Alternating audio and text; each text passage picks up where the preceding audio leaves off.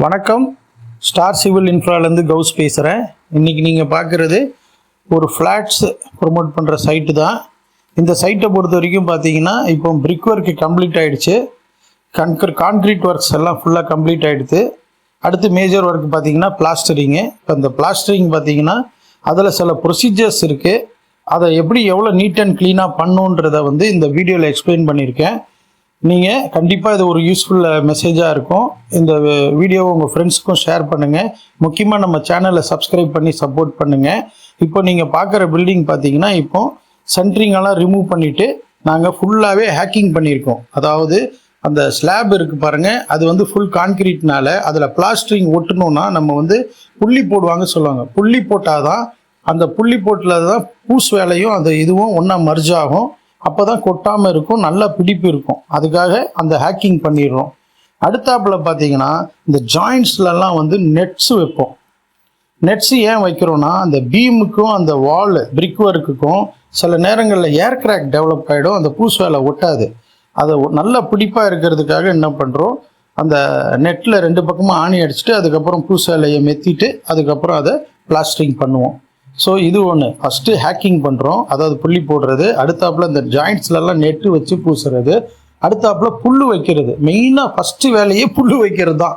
Actually நான் அதுக்கு ஹேக்கிங்க்கு முன்னாடி புல் வைக்கிறோம். புல் வச்சிங்கன்னா உங்களுக்கு ஒரே லெவலில் பிளாஸ்டிங் பண்ணுறதுக்காக தான் புல் வைக்கிறோம். அது ஒன்று.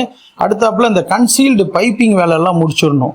அப்போ தான் உங்களுக்கு பைப்பிங்கெல்லாம் உள்ளே வரும். அதுக்கு மேலே நம்ம பூசாலை பண்ணினா கூட கீரல் போட்டு வச்சுக்கணும். அப்போ தான் அந்த பூசாலை பண்ணுறதுக்கு அது நல்லா இருக்கும். இப்போ நீங்கள் பார்க்குற இடம் பாருங்கள், இது ஒரு எலக்ட்ரிக்கல் பைப்பு போகுது. அதுக்கு மேலே நாங்கள் மெத்திட்டு கீரல் போட்டிருக்கோம். ஸோ அப்போ தான் உங்களுக்கு மேலே பூசாலை பண்ணும்போது நல்லபடியாக பிடிக்கும்.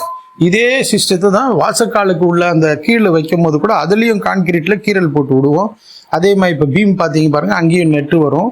ஸோ எல்லாம் பக்காவாக பண்ணால் தான் உங்களுக்கு பிளாஸ்டிங் நீட் அண்ட் க்ளீனாக வரும். எங்கேயும் ஏர் க்ரோம்ஸ் வராது, ஏர் கிராக்ஸ் வராது, எதுவும் வராது.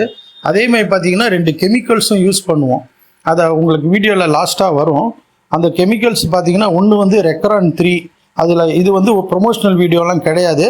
அந்த ரெக்ரான் 3 எதுக்குன்னா இந்த எம்சாண்டும் இந்த சிமெண்ட்டும் நல்லா ரெண்டுமே ஒட்டிக்கிட்டு ஹனிகோம்லாம் வராமல் இருக்கும். இப்போ நீங்கள் பார்க்குறீங்களே நீட் அண்ட் க்ளீனாக வந்திருக்கு பாருங்கள் இந்த பிளாஸ்டரிங்.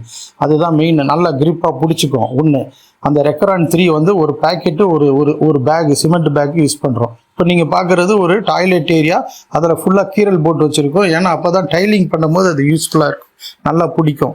அதே மாதிரி பார்த்தீங்கன்னா ஃபாஸ்ட் கார்டுன்னு ஒரு லீக்கேஜ் கெமிக்கலும் யூஸ் பண்ணுறோம். அதுவும் உங்களுக்கு அந்த லீக் ப்ரூஃபாக இருக்கும். அதுவும் உங்களுக்கு ஹனிகோம்லாம் வராமல் பாதுகாக்கும்.